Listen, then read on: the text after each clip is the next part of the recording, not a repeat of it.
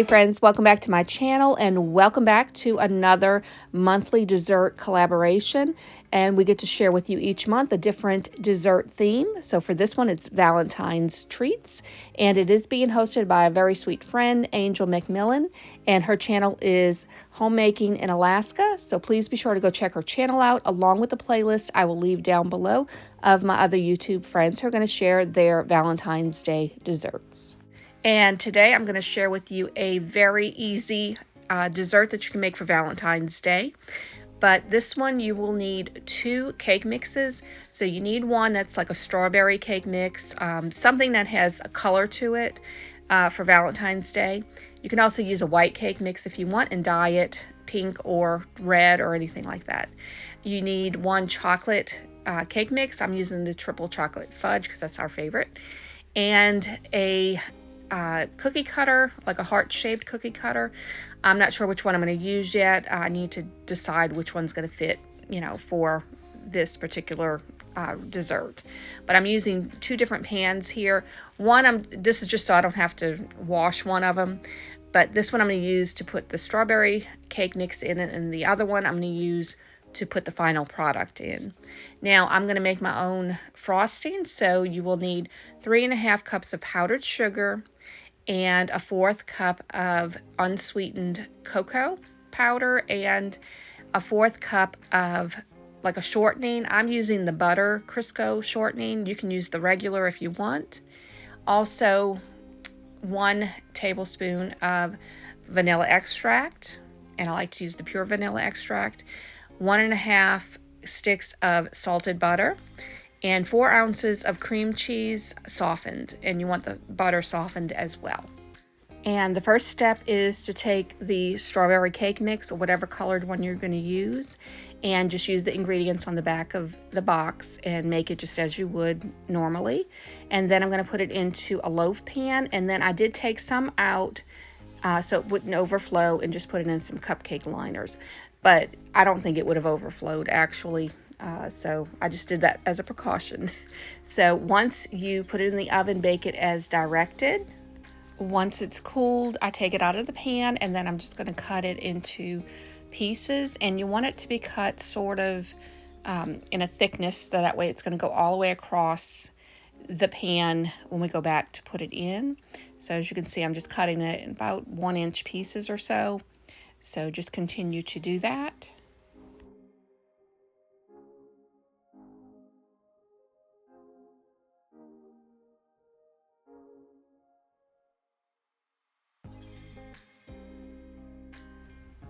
And now I need to measure to see if this is going to be too big or too small. So I decided this particular one was going to be too big for this. So I'm kind of going with this little heart-shaped cookie cutter. So you want to cut out from each cake piece the heart shape.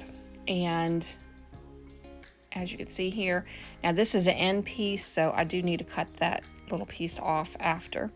But you're going to stick these together kind of like, and you can see there I'm cutting that end off because it has a dark piece. You don't want that. You're going to stick all of these together in a row in the pan. But now I'm going to kind of go off to the side a little bit, only because if I need more pieces, I can go back and cut that out. If you cut it in the middle, you only have that one shot of getting that. But I may need more when I get to the end, since I used a different pan for this. So as you can see, I'm just trying to measure it out. That's not going to stay in the pan right now. But I'm just kind of, cutting those out, as you can see. And just do your best to get a good, cut on it to make sure it looks like a heart. So as you can see here, like I said, I'm trying to just save a little bit on the side in case you need extra. And I'm just going to continue to do that.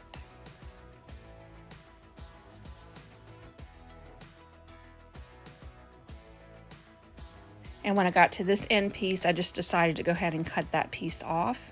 So that way I can just cut it out cleanly and put that in. But you can kind of see there's a little gap here, so I do need 1 more piece. Because like I said, the pan I used to bake this in was a different size. So I just wanted to make sure. And you want to save these pieces that are left over, and we're going to make another little treat with those. So put those to the side, and as you can see, I wanted to make sure that the hearts go all the way across from one end to the other. And now I'm going to take it out because we're going to go to the next step. And just like you did with the strawberry cake, you're going to take the chocolate cake and make it with the ingredients that are on the back of the box and bake it for the amount of time that it says. Then prepare a loaf pan and put a little bit of the cake batter on the bottom. You don't want to put too much, just enough for this to sit on. And you're going to take those hearts that you've already cut out and place them in the middle. And then you want to just put those as tightly as you can, going across from one end to the other. And you don't want any gaps in between the hearts, so try to get it as tightly as you can.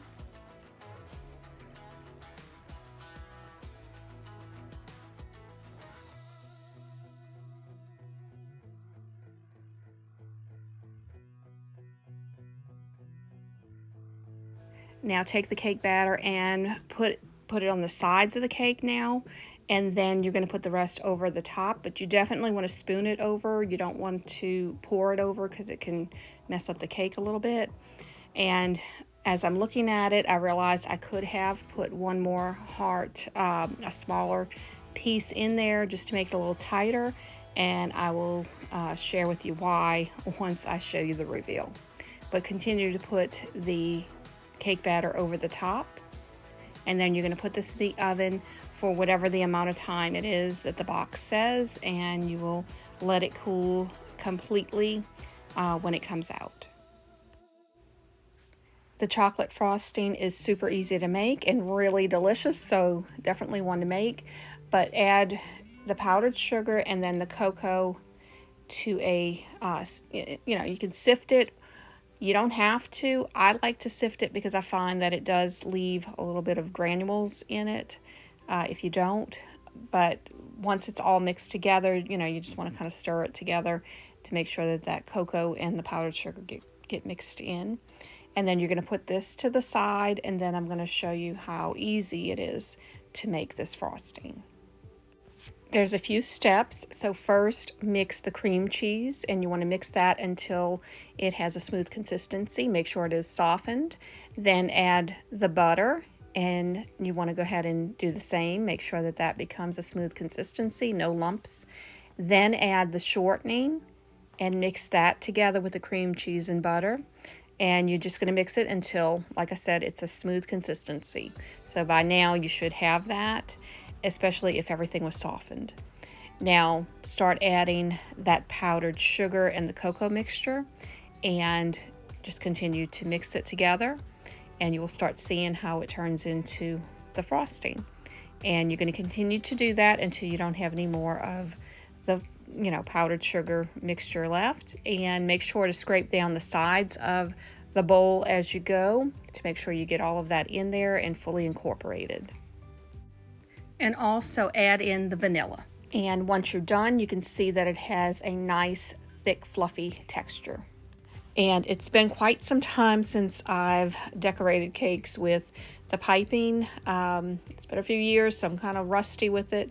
So please bear with me with this. But I'm just adding it on like this just to give it a little texture instead of just, spreading it on with a knife just to make it flat.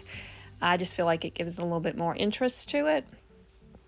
But you can definitely just, like I said, put the icing on, just spread it on, and that would be perfectly fine as well.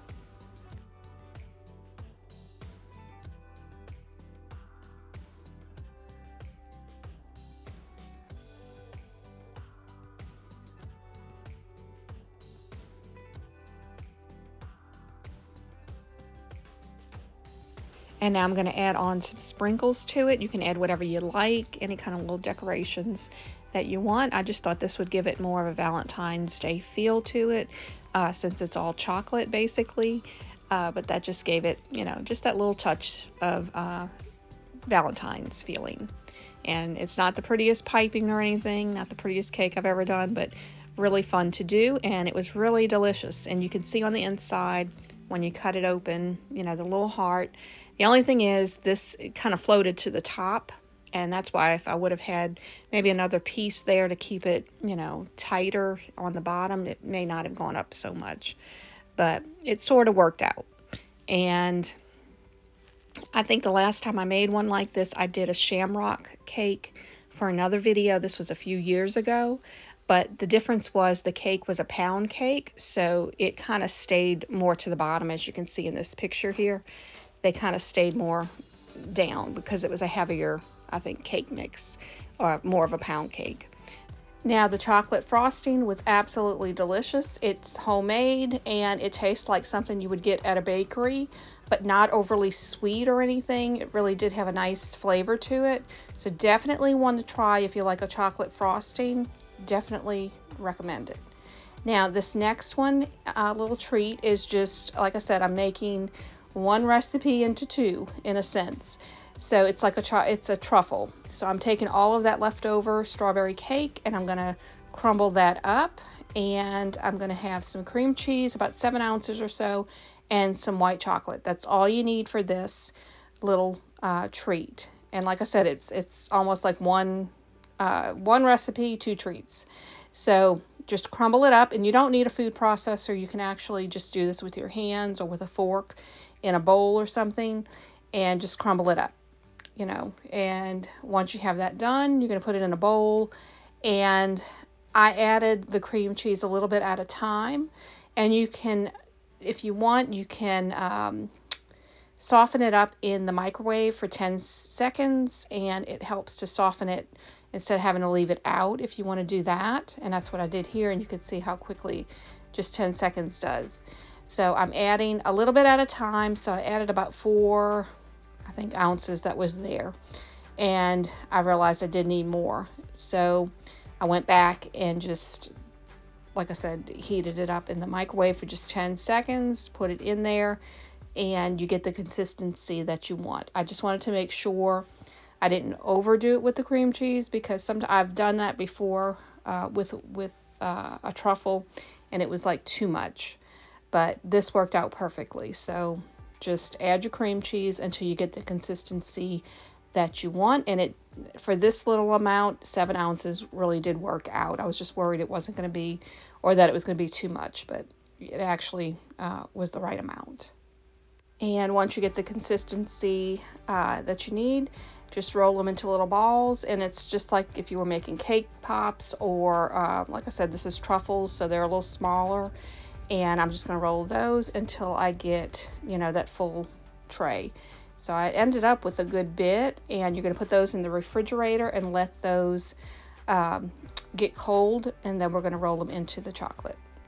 After you dip the truffles in the chocolate, before the chocolate dries, add a little bit of Valentine sprinkles to it, and that'll give you that Valentine Day feel. But these were so easy to make, and I love that it utilized, you know, something that was from the other recipe, so nothing goes to waste. And a really nice little treat to have for Valentine's Day. Please don't forget to check Angel's channel out, along with that playlist that's going to be down below in the description box. But I hope that you enjoyed this video. If you did, please give it a thumbs up. If you're interested in seeing more like it, please click that subscribe button and the notification bell. That'll notify you when I post new videos. Hope everyone has a blessed day and a great week. God bless y'all.